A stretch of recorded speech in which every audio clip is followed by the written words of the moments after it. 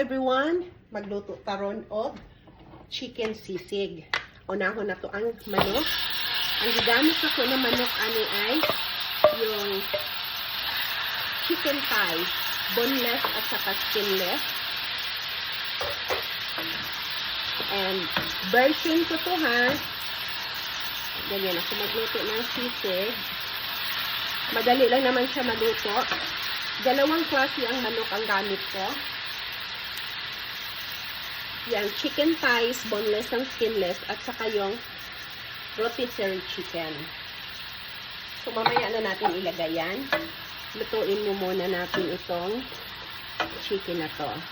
So, cast iron ang gamit ko kasi mas maganda yung cast iron pag yung sisig. Kaya, at napakadali lang niya lutuin. Ganyan lang siya. Halo lang natin. Butter. Ani ko magluto og sisig. Manok ang sisig na to ron kay dili para dili sigi og baboy. So, ibutang na nako ang bawang, ahos.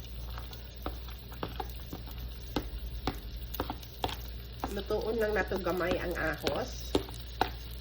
Unya, sibuyas. Ibutang na nato tanang diha.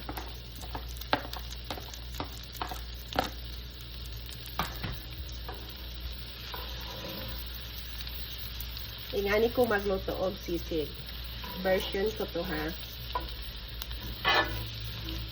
Lagyan ko ng maraming butter para mas masarap. At ganyan lang siya. Super bilis lang. So, ibutang na nako ang rotisserie chicken. Tinanggalan ko na yan ng gikuhaan na nako og buto og skin. Ay, ang skin kasi ang pag iyang panit makolesterol kamao na ako ang gitangtang. So,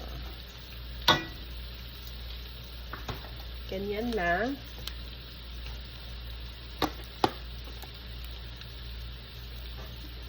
Black pepper. Healthy itong black pepper. Tapos, mga half teaspoon ng Creole lang.